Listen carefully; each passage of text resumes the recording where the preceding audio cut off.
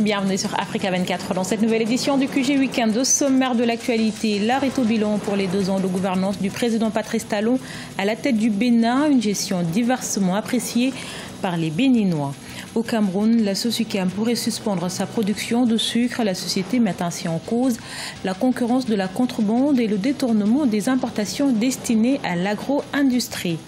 Et puis retour sur la 2e édition de Babi Slam en Côte d'Ivoire. 35 slameurs de 11 pays ont préparé à cet événement qui abordait plusieurs thèmes et notamment le sujet du terrorisme. Il y a 2 ans, le 6 avril 2016, le président Patrice Talon accédait à la magistrature suprême au Bénin. En 2 ans de gestion, le chef de l'État a engagé des actions dans plusieurs secteurs pour un mandat placé sous le signe de la rupture et du nouveau départ. Les Béninois s'impatientent. Un reportage de notre correspondant Lefty Ounou, commenté par Marcel Farba-Maroun. Au Bénin, le président de la République Patrice Talon a bouclé 2 ans d'exercice du pouvoir ce vendredi 6 avril 2018. Au cours de ces 2 ans de gouvernance, Patrice Talon a engagé de nombreuses réformes, dont les plus emblématiques concernent la révision de la Constitution et l'assainissement des finances publiques à travers la lutte contre la corruption et l'impunité. Malgré cet élan de réforme, le pays se retrouve depuis le début de l'année 2018 dans une crise sociale caractérisée par la paralysie de l'administration publique et la grève dans le secteur éducatif. On est dans l'impasse totale. Toutes les institutions sont soit complètement brisées, soit aux ordres. Et la Cour constitutionnelle qui semble résister, on l'affame. On lui donne pas les moyens de survivre. Et on méprise cette décision. On ne suit pas cette décision. L'Assemblée nationale est vassalisée. La HAC, n'en parlons pas. Plusieurs organisations de la société civile ont exprimé leur lecture des 2 ans de gouvernance du président Patrice Talon. À travers un outil d'évaluation dénommé le Présimètre, les acteurs de la société civile ont apprécié 198 promesses électorales. Nous avons remarqué que nous sommes à 4%, disons, de promesses non tenues. Ça voudrait dire des promesses où il y a eu des actes qui nous paraissent contraires à ce qui a été promis. Nous sommes à 17%, disons, de promesses tenues. Nous sommes autour de 58% de promesses enclenchées. Enclenchées dans le sens qu'il y a eu des actes, soit une commission, soit une étude, pour montrer qu'on veut enclencher, on veut démarrer, disons, les réflexions tout au moins sur pour satisfaire cette promesse. Et il y a eu environ 20% environ de promesses, disons, non enclenchées, où il n'y a rien que l'on observe actuellement. Le mandat du président de la République Patrice Talon a été aussi marqué par l'échec au Parlement du projet de loi portant modification de la Constitution et l'annulation par la Cour constitutionnelle de la loi portant retrait du droit de grève au personnel de la santé, de la justice et des forces de sécurité. Certains chantiers sont engagés, notamment la construction de centrales thermiques, la construction de l'aéroport de Glo-Djigbe et de l'hôpital référence d'Abomey-Calavi. 3e employeur du Cameroun avec 8 000 à 10 000 employés, la Sosucam menace d'arrêter la production du sucre, concurrencée par la contrebande et le détournement des importations. Elle en appelle au gouvernement dans un contexte où le prix du sucre sur les marchés mondiaux est en forte baisse. Précision de Corinne Kamsefem. Dans un communiqué publié le 4 avril dernier dans le quotidien national gouvernemental, la société sucrière du Cameroun, Sosucam, menace de suspendre sa production de sucre. En cause, une accumulation de stocks, un difficile écoulement du fait de la concurrence déloyale imposée par du sucre issu de la contrebande, mais aussi des importations qui bénéficient d'une taxation particulière. À ce jour, Sosucam dispose de 45 700 tonnes de sucre stocké qui correspondent à 3 mois de consommation nationale, la consommation mensuelle nationale étant de 15 000 tonnes. Ce que nous demandons, c'est l'application de la loi. La Sosucam fait face à un afflux de sucre importé sur le marché camerounais qui ne paye ni taxes ni droits de douane. Une fois que nous n'arriverons plus à stocker, nous arrêterons. La Sosucam cultive 18 700 hectares de plantations de canne à sucre situées sur 2 sites sucriers dans la région du centre. Elle emploie surtout plus de 8 000 personnes qui produisent annuellement 130 000 tonnes de sucre. Pour la société sucrière du Cameroun, il est urgent de suspendre les importations qui ne bénéficient plus de souplesse fiscale. Plus on prend des engagements comme l'APE, plus on réduit la marge de manœuvre du gouvernement pour protéger une industrie comme celle du sucre. Protéger un certain nombre de secteurs qui sont technologiquement accessible au Cameroun.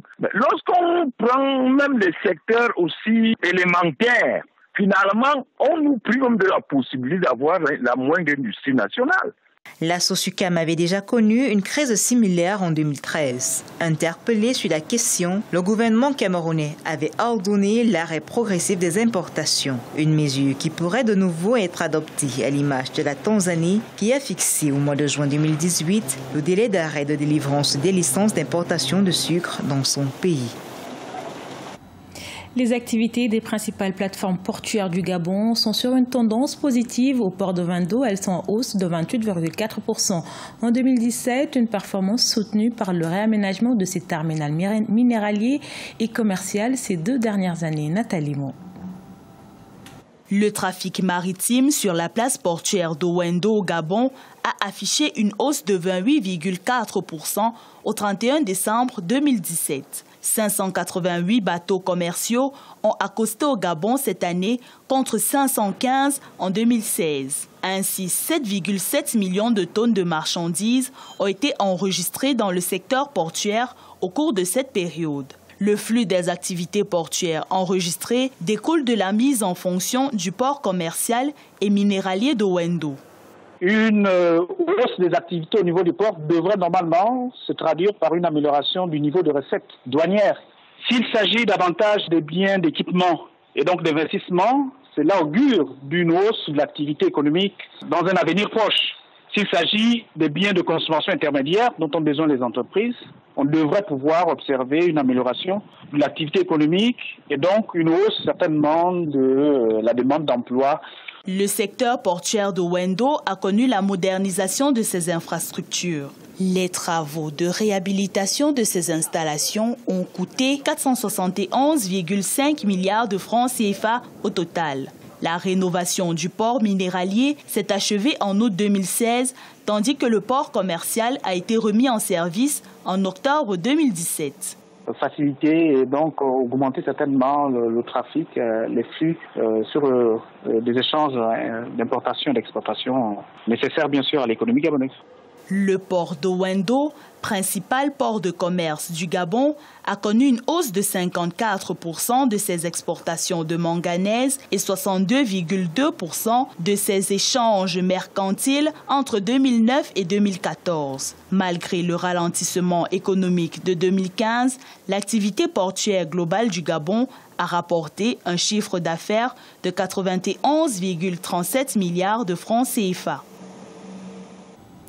Ils sont venus de 11 pays pour participer à la 2e édition du Festival international Babislam. Cet événement qui promeut la poésie urbaine s'est tenu du 5 au 7 avril en Côte d'Ivoire, occasion pour les 35 slameurs d'aborder les crises que traverse le continent. Reportage à Abidjan de notre correspondant Oliva Diakoton. Le terrorisme, les violences faites aux femmes et les crimes rituels sont autant de sujets abordés sur scène durant la grande nuit du slam du festival international Babislam. 15 slameurs, dont 8 femmes, ont su agencer des vers pour sacraliser la vie humaine. Ils étaient porteurs de messages poignants. Les mots sont dits de manière très crue, très vraie, donc je pense que le message passe, il va loin. L'islam dit the new black, on dit que ce sera la chose à la mode, ça sera l'art par excellence. Du Burkina Faso, en Côte d'Ivoire, au Mali, en Afrique, en Europe, en France, aux États-Unis, le terrorisme est partout, donc c'est un message général que je voudrais partager à l'ensemble du monde entier. Je veux dire aux gens, vivez. Après le succès de la première édition en mars 2017, le festival international Babislam a récidivé du 5 au 7 avril 2018 avec la 2e édition. Une édition qui a servi de cadre pour assurer la relève avec l'éclosion de plusieurs jeunes talents. Je pense que c'est cela le but du jeu, partager, former, éduquer. Nous, on ne donne que les techniques, on encourage, on permet aux jeunes de s'exprimer. Je pense que c'est ce qui fait que, particulièrement en Côte d'Ivoire, il y a beaucoup plus de slameurs qui viennent parce qu'on travaille avec les écoles et différents établissements. La 3e édition de ce festival international de slam aura lieu en mars 2019. Une dizaine de pays et 35 slameurs ont pris part à l'édition 2018. La Côte d'Ivoire a été représentée par le collectif Au nom du slam et l'école des poètes. Ce journal a été réalisé par l'ensemble de la rédaction. Merci pour votre fidélité. Dans un instant, une nouvelle édition de l'actualité sur Africa 24.